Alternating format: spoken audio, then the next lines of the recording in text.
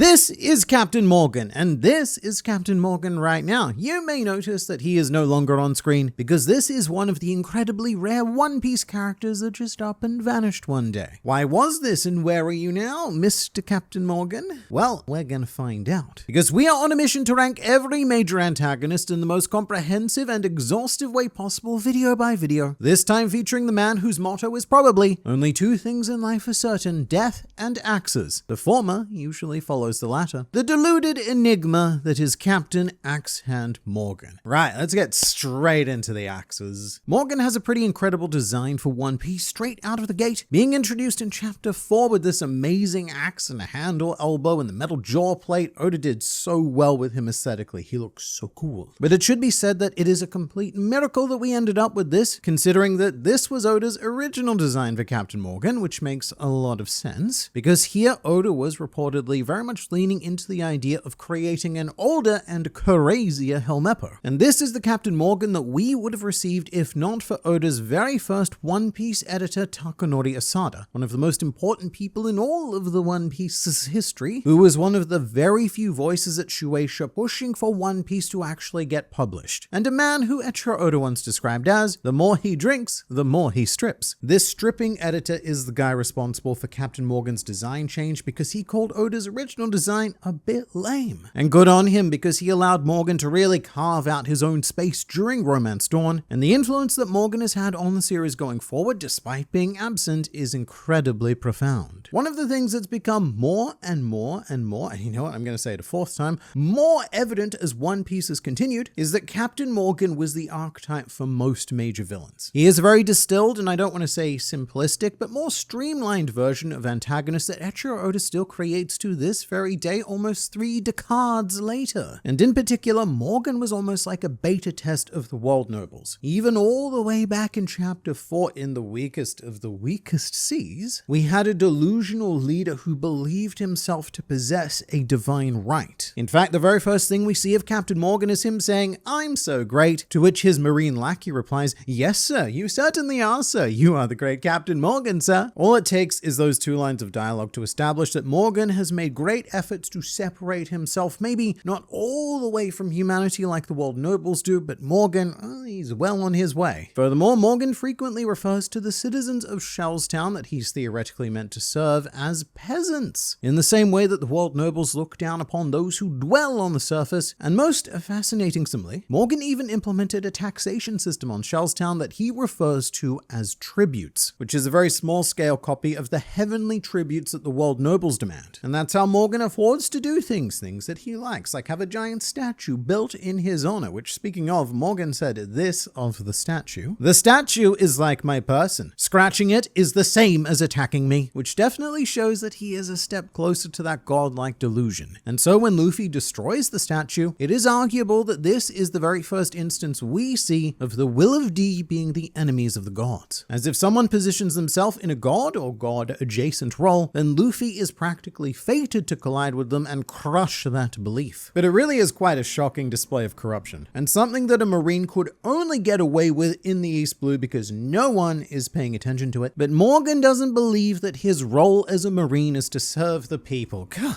disgusting. He believes that the people are designed to serve him. And according to Morgan himself, this is a matter of respect. It's not a question of how much they can pay, it's a question of their respect for me. And that is also a very World Noble-like mindset. The ability to put a dollar amount on the concept of respect. And if you can't pay the tribute, then it implies that you don't respect him. And it doesn't take many guesses from there to figure out what Morgan's gonna do to you if you don't show respect. It's bad things. Rank means everything in this world. Remember that. My rank is the highest on this base, which makes me superior to everyone else here. This particular ranking belief is fun because the thing that absolutely pisses off Morgan the most about that Monkey D. Luffy is that he has neither rank nor status. Of course, rank isn't something that Luffy can achieve because he's not a Marine, but status he certainly could. And as Luffy has gone on to do, achieving the status of Emperor of the Sea. But all the way back in chapter 4, Luffy doesn't even have a bounty. And so Morgan struggles to even acknowledge Luffy's existence as a person. These same core ideas have persisted in One Piece since the very beginning. Oda just finds new ways to explore them and, quite frankly, make them feel infinitely worse. And the greatest piece of evidence for Morgan being a beta test world noble is actually his son Helmeppo, who is essentially a Shellstown discounter world noble, because to Morgan's credit, he actually achieved status for himself. He wasn't born into it, although we'll talk more about that in a bit. For now, let's say that Morgan believes he's achieved that status for himself, and that no one around him is in any position to question that. Whereas Helmeppo should in fact be named Helnepo, because he is a pure product of nepotism. He just so happened to be fortunate enough to be the slime ejected by this man one day,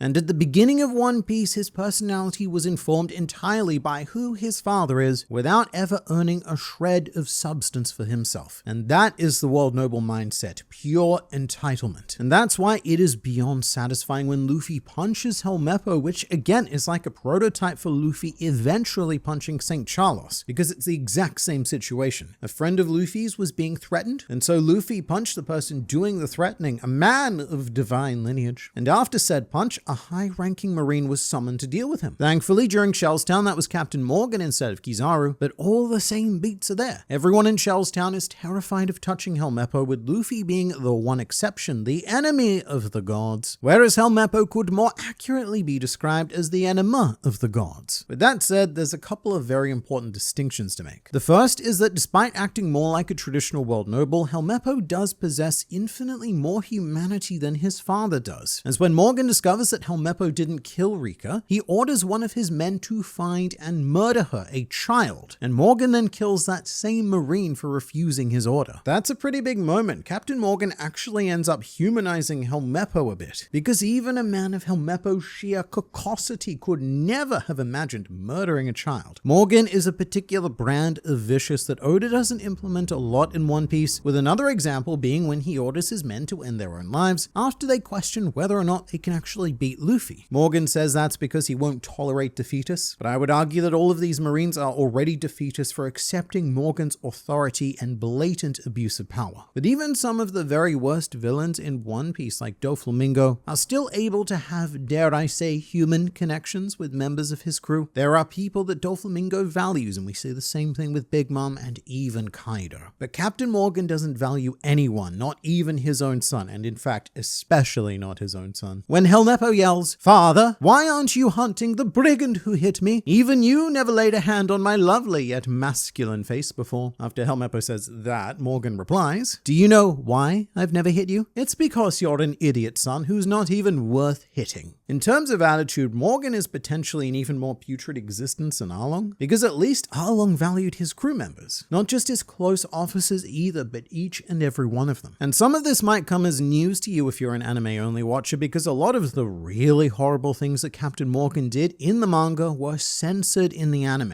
For example, he does not kill his own soldier for refusing to murder a child. What Morgan does instead is hit the soldier, but they frame it like he was hit with the blunt side of the axe, because even the One Piece anime couldn't handle what a bad dude this guy was. And as for another anime difference that really informs how we see Morgan, Shellstown is where we see Zoro's flashback in the manga. However, in the anime, they do that during episode 19, which is in between Syrup Village and Baratier. And if I had to guess why, it would be to place the flashback closer to the Mihawk fight and have Zoro's legacy more fresh in the mind of the viewers, remembering that this was airing in the year 2000. So there was no on-demand viewing of One Piece. You got your one episode every week. And should Zoro's flashback have been put in Shellstown, then it would have added up to about half a year before reaching the Mihawk fight, by which point Zoro's dream and quest may have been eroded by time and lost a lot of its punch. But look, the reason why any of this is important is the context that Captain Morgan in the manga was created to be a Zoro-based villain. Straw Hat recruitment arcs are always given an antagonist with quite a strong contrast to the Straw Hat in question being recruited, like Kuro for Usopp, Wapol for Chopper, the others for all the others. Captain Morgan was built around contrasting Zoro, and that's why Zoro, incredibly uncharacteristically for One Piece, gets the finishing blow on the main antagonist instead of Luffy, with one of the core contrasts being that both Morgan and Zoro believe in putting in the hard work. However, Morgan just believes that he's already reached his own personal pinnacle, whereas Zoro's eyes are set much higher to the world's greatest. However, Morgan's mind brain is happy with being Shellstown's greatest, which I should say he probably does genuinely believe to be the world's greatest. And there is a very, very good reason for that, which is not at all Morgan's fault. Morgan's fault. Because Captain Morgan plays a pretty core role in one of the most satisfying and intriguing East Blue plot twists. As it turns out, Morgan was defeated by Kuro, but hypnotized into thinking that he beat Kuro in order for Kuro to put his vanishing plan into action. Kuro is also the one who broke Morgan's jaw, which is a nice piece of design flavor. However, there's also something much more sinister at play here, which is that you could make the argument that Captain Kuro is responsible for Morgan even being a villain to begin with. Because prior to this encounter, there was no evidence to suggest that Morgan was a bad guy. His younger self was drawn as part of the film's color spread, and we see nothing but a determined young Marine, and he actually demonstrates quite a bit of bravery when he thought that Kuro was going to kill him. So my personal headcanon is that Morgan was an average, decent Marine, but he was then hypnotized to believe that he, Captain Morgan, was the one who caught the Kuro, and that hypnosis affected him like a full-on inception. The thought of being that guy rapidly grew and festered into Morgan believing Kuro's lie. Morgan was tricked into believing that he had actually put in the work to deserve his position and his superiority, but all of that was programmed by Kuro, which also adds to the Zora contrast. Morgan believes in Zora's philosophy of putting in the hard work to attain the status, but regardless of what he believes, Morgan has never actually put that work in. He is a cardboard cutout, a hastily put together set piece to slap on a stage that still has wet paint on it on opening night, whereas Zoro is the lead actor who has trained his whole life for this role. But Captain Kuro really messed Morgan up, and knowing what he did makes dialogue like the following much more understandable and even quite tragic in retrospect. I don't mind if you use my status, but I only lay hands on people who defy me. Don't fool yourself. You are not the great one. I am great. I am the great one. Because of the hypnosis, that's all Morgan can think about. I am the great one who captured Captain Kuro. I am great. No one else is the great one. They didn't catch him. It was all me. I'm pretty great. And that's why Morgan believes that he is already at the pinnacle, already at the point of being statue-worthy, because in his poor and thoroughly violated mind, there is no room for any other achievements. He's already done the one and only thing that he's allowed to think about, which is why his eventual ending and disappearance is almost a relief. We'll get to that in a second. Because having brought up the Zora contrast, I would also be remiss not to mention that Morgan is also meant to be a contrast to Kobe. Kobe's dream is to become a big, strong Marineman, but Morgan ends up being even worse than Alvida. So Kobe's got to cope with this idea of somehow the first Marine he's ever met being even worse than a filthy pirate. It's a big mental hurdle that Kobe needs Luffy's help to overcome. You and your navy are ruining Kobe's dream, said the Monkey Man, and after purging Captain Morgan, Kobe is allowed to pursue his dream and he enlists in the navy. But that was not the end for our axe-handed chap, as he's also the major antagonist in the Diary of Kobe Meppo cover story, and in fact he spends more time being the antagonist of this cover story than he does being the antagonist of Shellstown. But this cover story ends very, very well for Morgan, as he does end up escaping from Vice Admiral Garp thanks to Kobe's desire to save Helmeppo, which is lovely, very nice. Morgan, who saw no value in Helmeppo, discarded him, and Kobe, who saw some value in Helmeppo, risked his life to save him. And Morgan is also seen once more during the Django's Dance Paradise cover story, where Morgan and Django pass one another like ships in the daytime, as both former antagonists are having a lovely peaceful nap. And to this very day, that is the last that we have seen of former Captain Morgan in One Piece. For all intents and purposes, it's a pretty happily ever after kind of scenario. Not only did Morgan escape prison, but this incident also freed him of his position within the Marines, where he was trapped by the fabricated delusion of being the guy who caught Captain Kuro. In a way, our god of liberation also ended up freeing Morgan from his own personal prison, because this is a non-consensual fresh start for him now. It forced his mind beyond the hypnosis and to not fall back onto the thought that was implanted into him. And he's even given a very Luffy-like fresh start, as he sails through the East Blue just a man, a boat, and a barrel, which is actually the sort of ending that I've really come to appreciate for him. Although what I appreciated a lot less was Captain Morgan in the One Piece live action series. In the Netflix live action, Morgan is, yes, a bit of a narcissistic cock, but they made the very curious move not to include any of the tyrannical behavior that he displayed in the manga or even the anime.